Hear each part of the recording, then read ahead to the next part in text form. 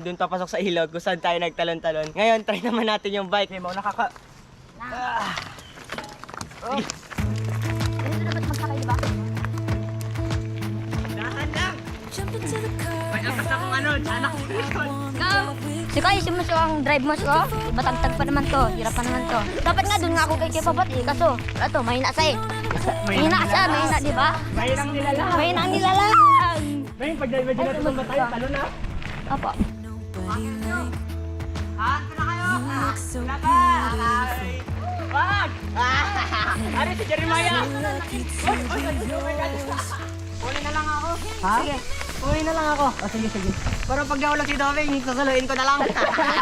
Diretso talon ka sa bike mo. May ako malamig, sasuluin na lang kita. Tulog ka mismo.